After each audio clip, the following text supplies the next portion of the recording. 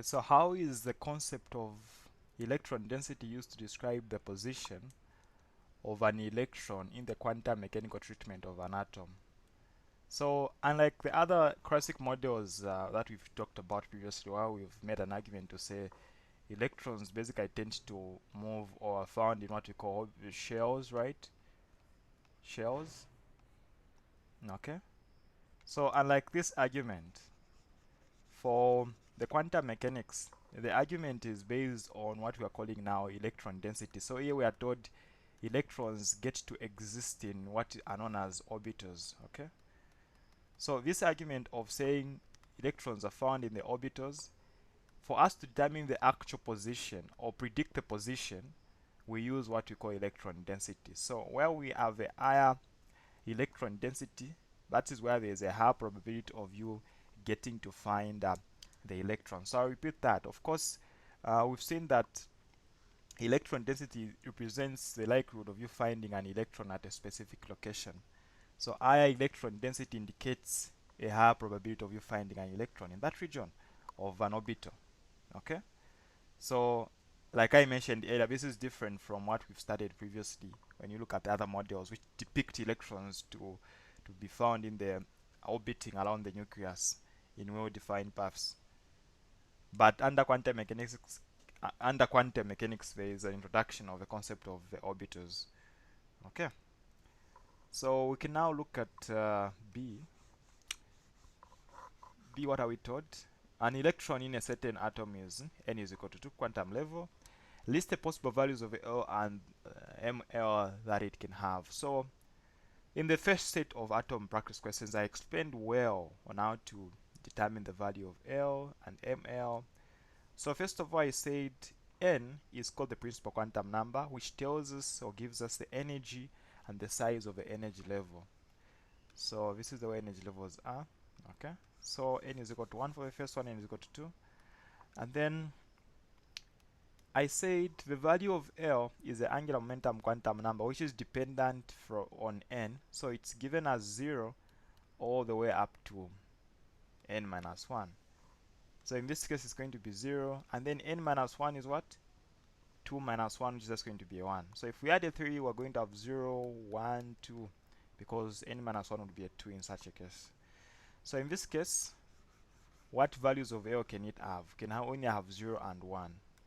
Now for ML, I said it's from the negative of L to its positive. So for a case where we have got 0, for L is equal to 0, from the negative of 0 to its positive, ML is just 0.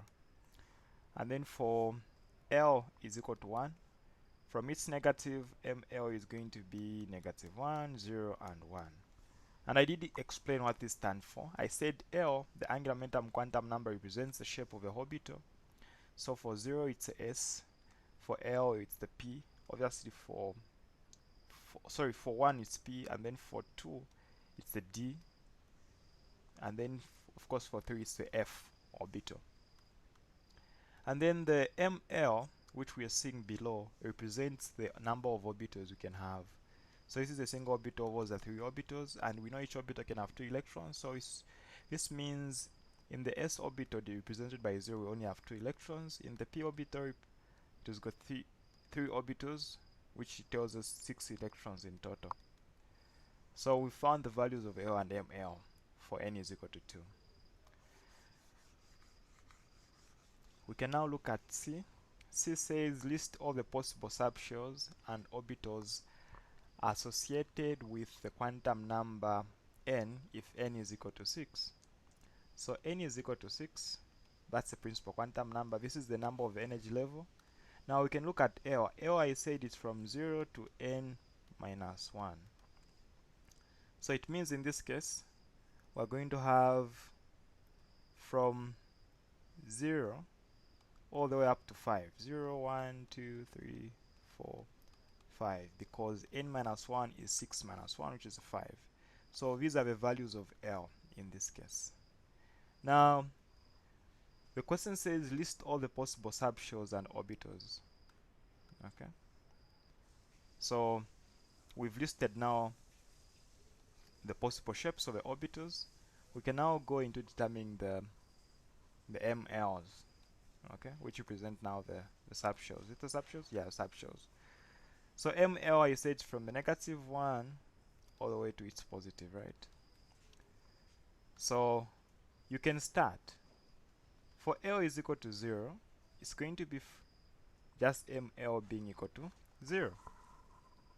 And then for L is equal to 1, it's going to be ML is from the negative to its positive, which would be -1, 0, and 1. And then for L is equal to 2, it's going to be from its negative as well, -2, -1, 0, 1, and 2. So this applies to all the other L values you have. You continue indicating as such. Okay? So if, for example, from where L is equal to 5, it will be from -5, -4, all the way up to 5. Okay? So these are the possible orbitals you can have. And this tells us that we can have up to how many orbitals are these? These are like 11. 1, 2, 3, 4, 5. Should be 11. 11 tells us times 2, that is 22. Okay, so this is, well, usually focusing on the, this is the S, this is the P, this is the D, S, P, D, F. So we usually end on the F. Okay, so that's how you determine, of course, the possible subshells and orbitals associated with the principal quantum number. Okay.